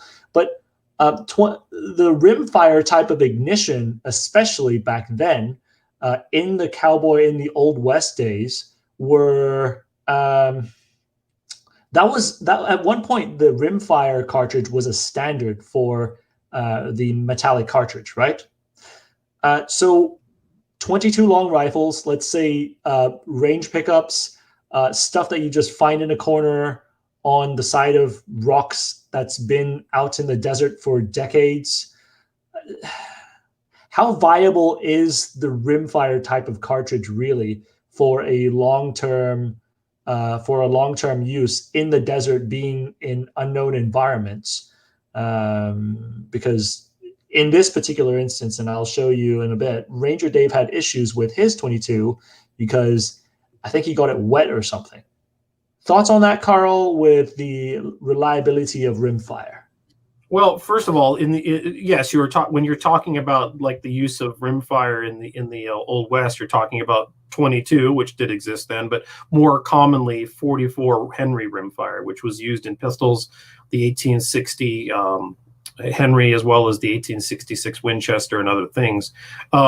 One of the things they did in the Winchester to help mitigate that issue was they actually had two firing pins.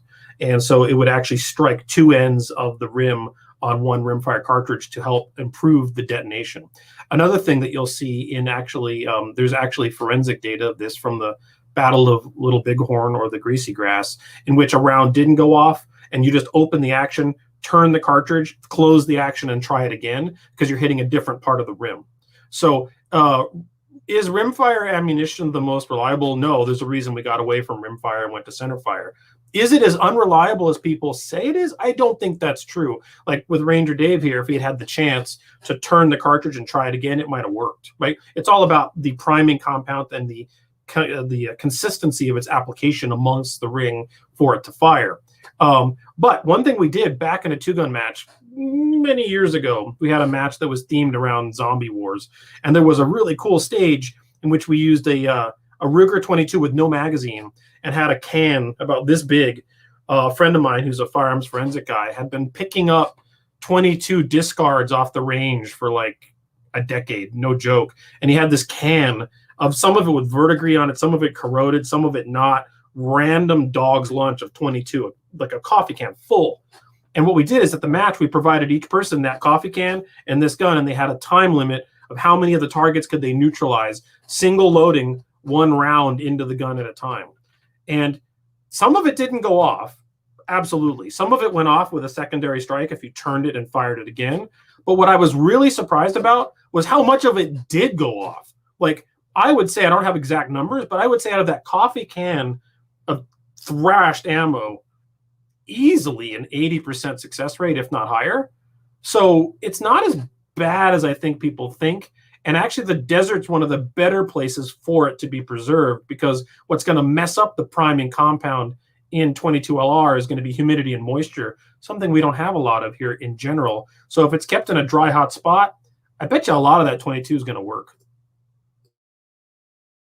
That's interesting to talk about because Ranger Dave is he's located in Virginia. I think I need to talk to him afterwards what happened. But if you've lived on the eastern seaboard, Virginia is a wet location. So, gents, on that, is there anything else you guys wanted to talk about as far as the actual scenario, comments that you saw that you'd like to review? Or if not, we have part 4 where we would open the forum to anybody out there to talk about, to ask us questions. Yeah, let's field some questions. I agree. Karl? Let's do that. All No, right. I'm good. Let's do it. Нейтраль погасли, рут влево, есть догорание двух крайних светодиодов, в центре не горят, нейтраль погасла. Выдаю рут на торможение. Okay, ladies and gentlemen, are we still? Yes, we're still on. And so we are now open for any questions from the audience. Feel free to drop your questions into the chat. We can monitor both the podcast, or we can monitor all three sources, the podcast channel, the usual 9-hole reviews channel, and we could also field questions from the Facebook side. If you guys are unfamiliar, we did start a podcast channel that we use to clip together some of the smaller micro content that comes from these events. So go check it out, 9H Podcasts. Anyways, gents, do you see anything in the comments section that I should punch out? Let's see. What was the round count for the AK in this scenario from 50? I think we said 27, so just under a mag. Yep, correct. It's 27.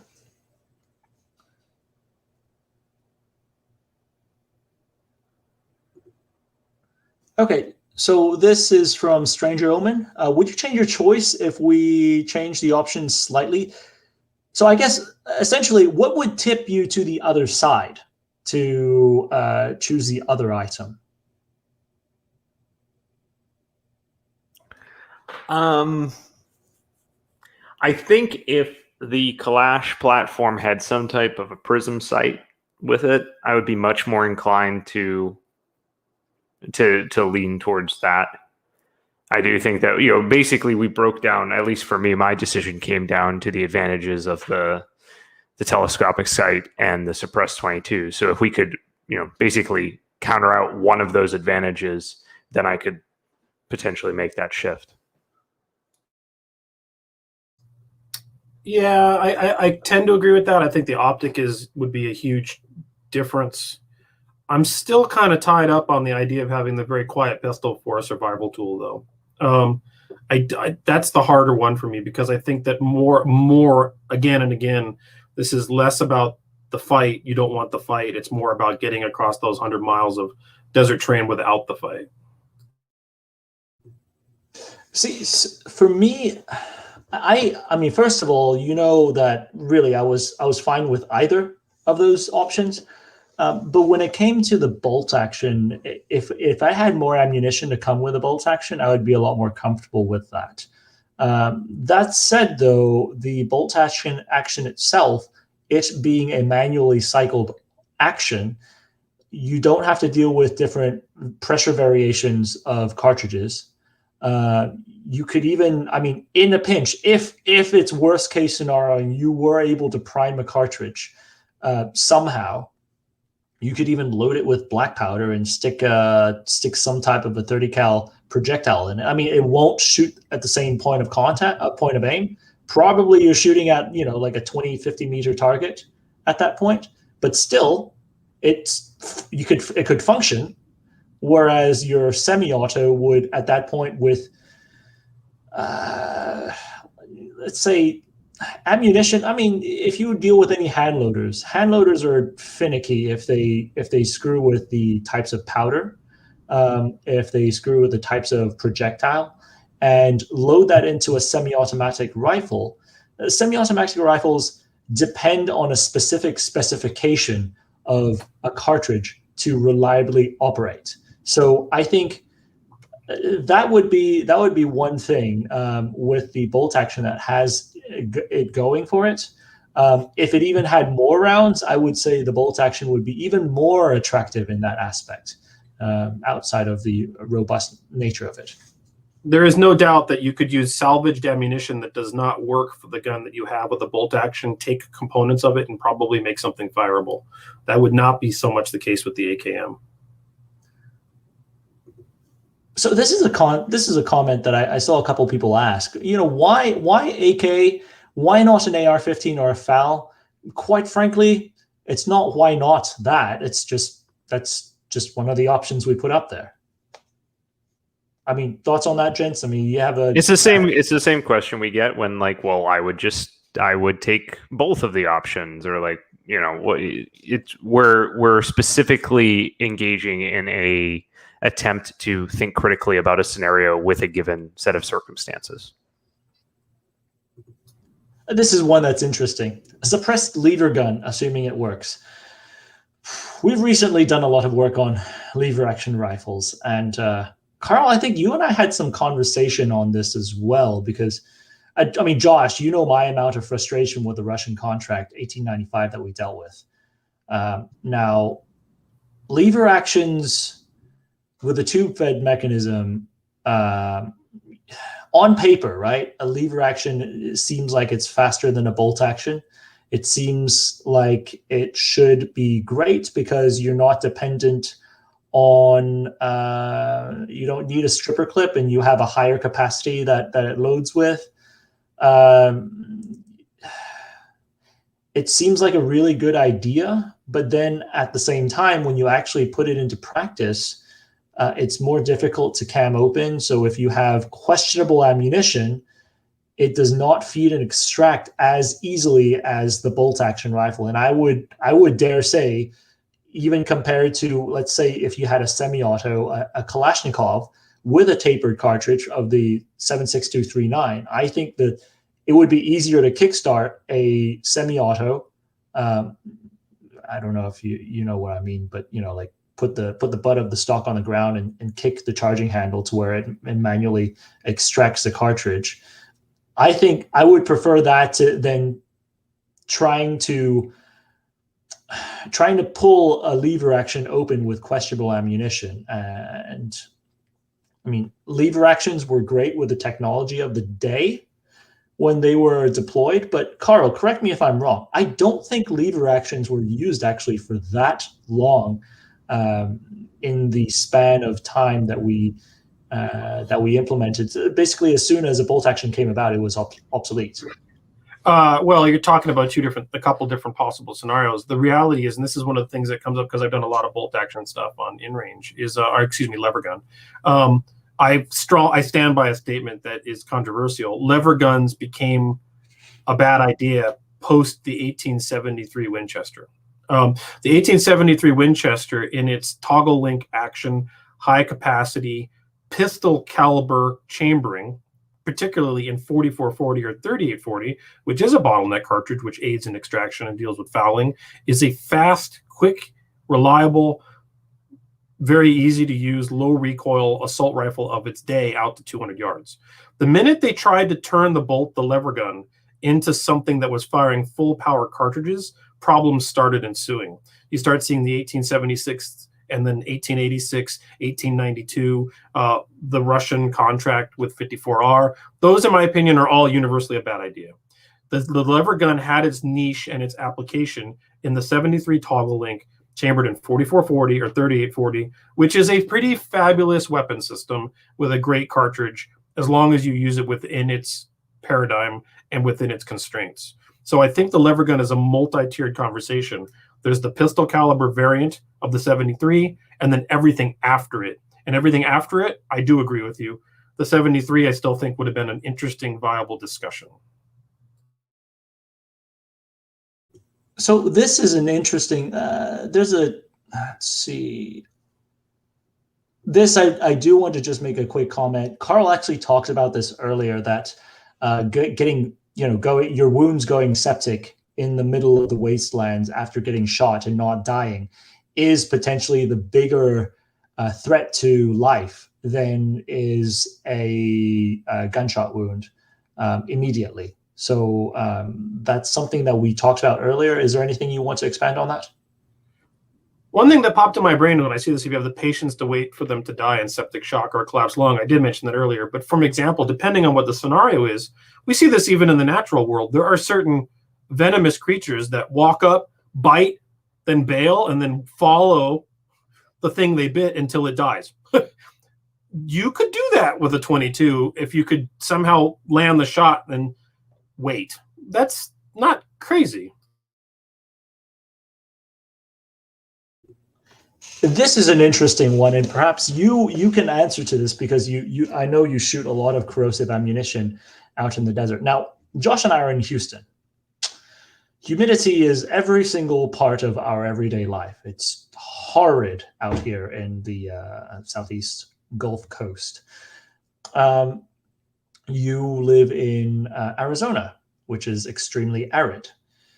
Corrosive ammunition, does it affect your firearms when you fire corrosive ammunition as much as it affects ours? I.e., do you have to clean it as quickly as we do? Does it rust up as quickly for you as it does for us? The duration of time in which you will have a ruined bore is longer, but not long enough to make a difference. So like probably in your area, when you fire corrosive ammunition or black powder for that matter, you probably need to clean it within a couple hours, right? Am I going to go ahead and that's about fair? Here, you could get away with a day, but if you leave it more than a day, you're going to have a problem. So it doesn't make enough of a difference that I think you can worry that you can ignore it. Okay, so this is actually a pretty. Hold on, this is actually a pretty good one that I think is interesting. We talked about this from a different our different recording. The challenge says bolt action, but some further details say Mosin. So we're not locking it down to the Mosin itself. We're just saying a surplus rifle. However, there are very many different types of surplus rifles out there that we could talk about.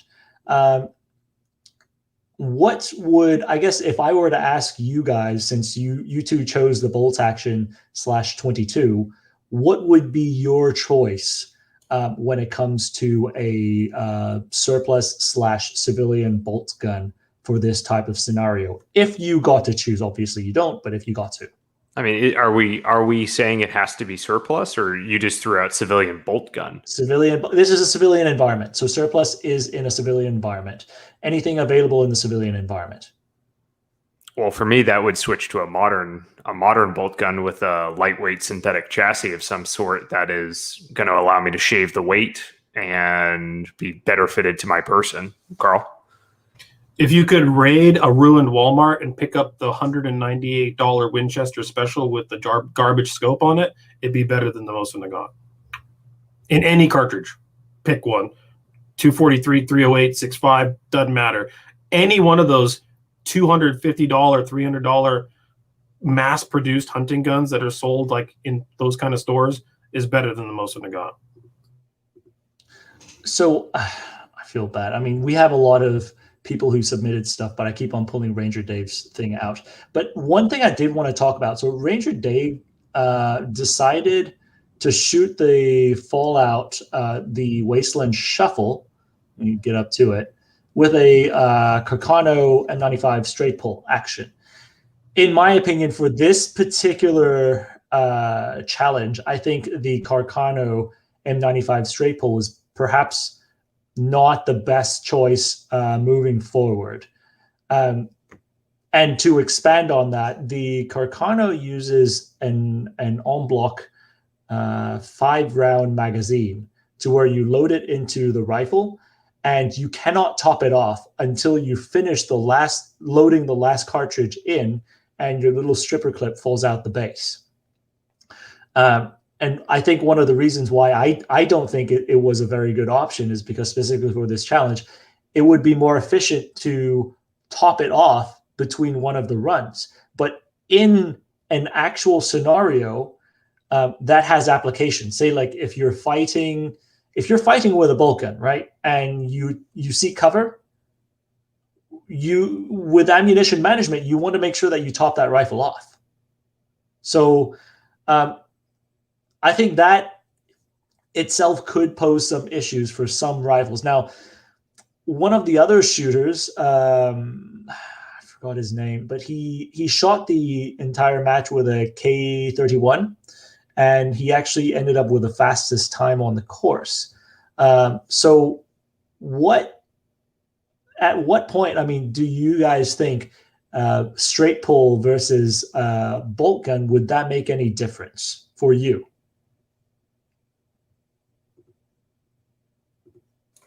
I mean, I would say if it's still a question of like would I take a modern rack gun versus a surplus straight pull, I would still take a modern rack gun. But if I had to choose between say the K31 and the Mosin, I would probably take the K31. Yeah, I'm going to second that. The Mosin is, here's the reality. None of these surplus bolt action rifles perform nearly as well as just a standard cheap commercial bolt gun. Like, there's a lot of allure. They're cool. There's some neatness to it. They're military guns, but I can't think of what bolt action rifle you could. I use Walmart as an example, that you could buy at Walmart that wouldn't perform better. Like, they all will. They just will. So there's no reason to use these surplus things unless you like the allure of what they are. In terms of a Mosin Nagant versus a straight pull K31, yeah, the K31 is it's just a better rifle in general. It's a superior. It's made to higher qualities, in my opinion, and it's a more accurate gun in general. But I don't think straight pull versus bolt action matters that much. If you put a really good high end or higher end military bolt action rifle up against the K31, it's a wash. The Mosin Nagant's kind of on the kludgier end of things, but the truth is none of them keep up with a $300 special from Walmart.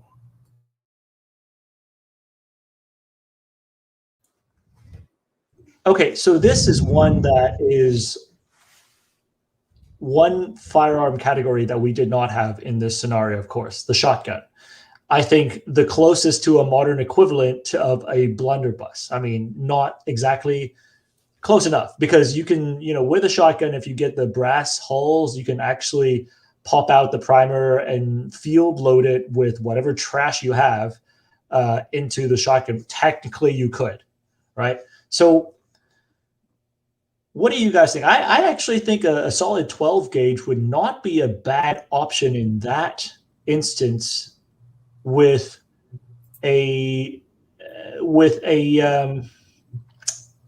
as long as you assume that you could get primers. I think that is going to be your biggest issue, whether you can get the cartridges or the primers. Thoughts on that? Let's go back to the Old West again on this one. You know what the most common, most viable, most useful survival gun was? A shotgun. And the reason for that is the same reason smoothbores were frequently still used even in the age of rifled muskets. They can do a variety of things that you can't do otherwise. You can still fire a round ball. You can fire buck and ball. You can fire random trash. That's still the reality of a shotgun. Even if you go with a 12 gauge pump gun, like you said, easier to reload the cartridge holes. You could put kind of anything you really need to in it and fire it, as long as you can find primers and powder. And there are advantages to smooth bore barrels that I think we overlook nowadays when it comes to survival scenarios, and the shotgun still lends itself that. So, Karl, back in the day, back in the day, I would imagine in the Old West, it was not as easy to get cartridges out there to the frontier. Outside of, even if you're talking about cap and ball, there's still a cap. That's still a primer. How did people solve that problem logistically of getting primers to the frontier, like a Frontier's general store? How did that happen? Yeah, well, it did happen. The reality is but it wasn't like nowadays. You didn't buy it. A lot of this stuff was not bought for like shooting pleasure. You didn't buy a tin of percussion caps to have fun with and go practice with. You bought it because it was essential, and you only fired when you absolutely thought you could or had or needed to. So, but in terms of getting them, gotta remember, like, we're talking about, what years are we talking about? 1860s, 1870s, 1880s. Some of these towns were well supplied or resupplied enough that not only did they get a reasonable amount of powder and ball and ammunition, some of these towns had oysters. You could actually go to the restaurant and eat oysters. So if they could bring oysters to town, they could bring percussion caps. They just weren't something that were used. They were a expensive and prized commodity, and you would buy however much you thought you would need for your trip, and take good care of it. Is there? Are you guys seeing any comments? I'm trying to scan through as much as Just possible. one other that I've seen asked a few times, which I thought was kind of cool, was from Nuke, and it says, when out of ammo for all three options, not sure what the third, maybe the reference to the shotgun, which loadout still offers the most utility? Thinking about even breaking them down for things like springs and parts and so on. Here you go. So okay, so basically, if you were to entirely disassemble it and use it for, I mean, first of all, I think a rifle is a pretty bad club. If you need a club is a better club than a rifle. That's my opinion. It's kind of like what we talked about before. A bayonet stuck at the end of a rifle as a spear is not as good as an actual spear. Whatever that is. However, I guess if in my opinion, I don't know about you, Karl, I don't know how people did in back in the West. If you were limited on supply, I feel like the longer one, the longer one has more material, so there's more stuff to cut off if you need to. Yes. I mean, yeah, I don't know. I don't know that I see much of a difference here. I guess, you know what? I'll go with this. The one with wood on it, because eventually you can burn it for heat and fire. I mean, like literally, like that sounds ridiculous, but if you're not going to get ammo, you've got a stock that's got wood on it. Take the stock off, and at least you can create a fire with it if you're out of firewood or something. I mean, we're getting to the point of like if you're stripping springs and using the stock for warmth by burning it, things are bad.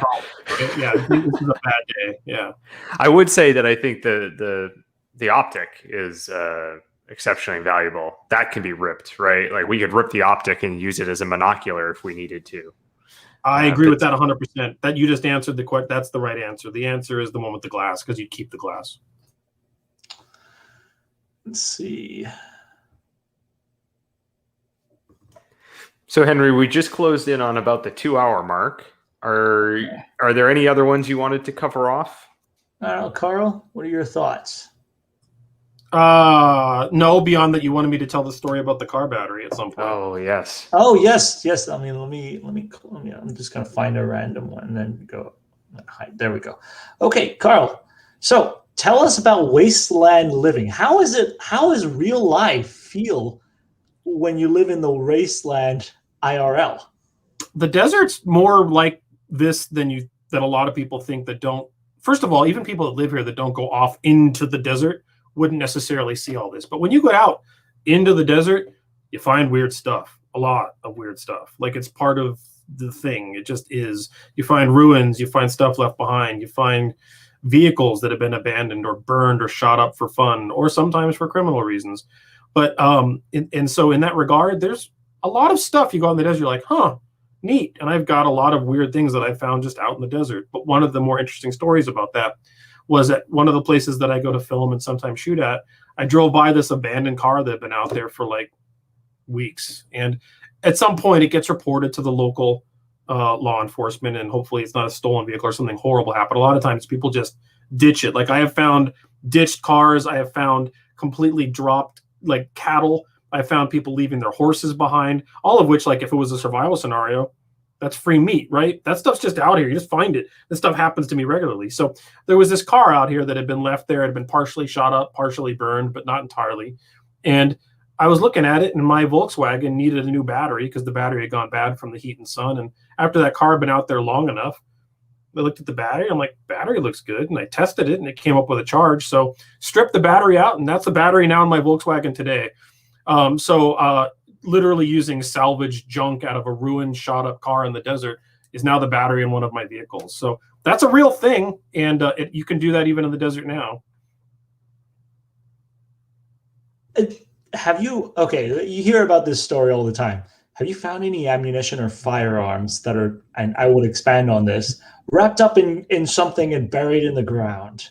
Because you hear about that all the time, by that crooked tree down 300 yards by the rock that looks like a moon face. No, I haven't. I mean, I have found things that are like improvised weapons. Like I found shanks or like axes with taped up handles and stuff like that. In fact, I have a picture of west of the I-10 is a known kind of weirdly sometimes dangerous area for all sorts of reasons. And many years ago, I found a truck out there that had been ditched, and I don't know what the story was. I reported this one, but there was an axe literally in the windshield, like smashed through the windshield, just left out there in the desert. So there's an abandoned truck. There was no blood, but there was an axe through the windshield, and I have a picture of that. And that kind of stuff happens. So I found axes and knives and stuff like that, but I've never found a gun. I think someone made this point too. You also found an Ian McCollum out in the desert. Yeah, those just wander around randomly. They're really rare, but you can occasionally net one and use it for other purposes. So yeah, that happens. Okay, so I think at this point, gentlemen, is there anything else that you guys would like to add? I think we've kind of discussed this pretty thoroughly. We could discuss this for another 5 hours. I feel like this is an interesting toss-up between two choices. So, any thoughts? My only final thought was, Karl, thank you very much for stepping on and participating in this with us. It was a lot of fun. The Old West history I found exceptionally interesting as part of this entire discussion, and I really didn't expect us to go there. So I enjoyed that quite a bit. Well, I'd like to thank you both for having me, and thank you for that. And I appreciate that. That's one of those topics I do deal with on my channel quite a bit, and it's funny that I think it's really more fascinating than most people like. Kind of like what you just said. The more you dig into it, the more really interesting it is, and how much it actually represents, or is how much it actually influences our modern day still to today. In many ways, it does, and at least culturally, at least parts of our country, but as well as it reflects interesting scenarios that we do mental exercises about, but don't, like, if you look back to the past, it wasn't that long ago that people were dealing with these types of issues and living them. And I think the reason Fallout is compelling is because it's well-written science fiction. And it's, again, I mentioned this earlier, is like art emulating life or life emulating art. And you can't really tell the difference, right? And so stories from then and stories from today, and that story that really is, I would say Fallout kind of is a Western, right? I mean, in many ways. The lessons learned are still real. In fact, that's one of the interesting about when you look back and you go back to gunfights from the Old West, the stuff learned fighting with guns in 1870 still apply to today. Just the fact that we have semi-automatic weapons and other things doesn't make a dang bit of difference. The same exact rules applied in terms of winning, or, well, is never guaranteed, but the same gunfighting rules applied then that do now. Agreed. So, Karl, just for, obviously, you've got the InRange tag on your name, but for those who may be nine-hole viewers and unfamiliar with your work at this point, although unlikely, why don't you give a quick shout out for anybody who's interested in learning more about any of these bits that you've brought here tonight? Cool. Yeah, thank you. I appreciate that. And so I would imagine that our viewership has got a lot of crossover because cool, intelligent firearms content, right? But the InRange has been around 6 years, 7, something like that. I don't even remember anymore. It is, you can find it, you can find my website at inrange.tv. One of the things one of the things InRange has been somewhat a little bit unique about is that it's, I deal with a lot of different topics. It's not just firearms. It's more like firearms history, culture, convergence channel. So there's a lot of stuff that, like, for example, the Old West lessons we talked about here are relevant to firearms discussions today, and that's a lot of what's on the channel. I do a lot of work with what I call intentionally induced amnesia around history, stories that are part of the American historical experience that are, like, not generally well known and frequently deal with firearms. Sometimes some digital rights, and one of the things that's one of the biggest struggles on InRange is proactively demonetized, so completely crowd-funded, no monetization, no commercials, no sponsors, no money from YouTube, whether you're YouTube Red or not, Patreon only. And I'm very thankful for a part of the community that's been keeping this channel alive via that mechanism alone. So that has turned into a digital battle in and of itself, because not being monetized and being on YouTube, it is an interesting fight against the media oligarchy of the internet, which is a whole nother conversation. But thank you for giving me the chance to bring that out there. You can find InRange TV by just Googling InRange TV, or go to inrange.tv, and it'll get you to all the different distribution points. I've tried to decentralize not just YouTube, BitChute, YouTube, Facebook, everywhere. So trying to not let one corporate engine kill the message. I don't know how to put that anyway, but thank you, Henry and Josh, for having me here and having this really interesting conversation. But even though it's ostensibly a video game we're talking about, it really touches on all of the survival stuff, and the old West and the new West and the current day, and maybe what happens in the future. These questions, they all align real well. Yeah, again, I mean, thanks for your participation. And customarily, let me back up for a bit. We do have another part that we filmed, I'm working on right now, where we are reviewing the Wasteland Shuffle. So that is coming up. I'm working on it. Has been filmed, has been recorded between the three of us, talking about the actual mechanics of the Wasteland Shuffle and what we saw. So, customarily for our show, at the end of pick one, if we have another pick one scheduled, we try to show what it is. So, ladies and gentlemen, shoot, I shouldn't. Okay, so the next pick one was supposed to be taking place in Afghanistan. And actually, we talked about this with I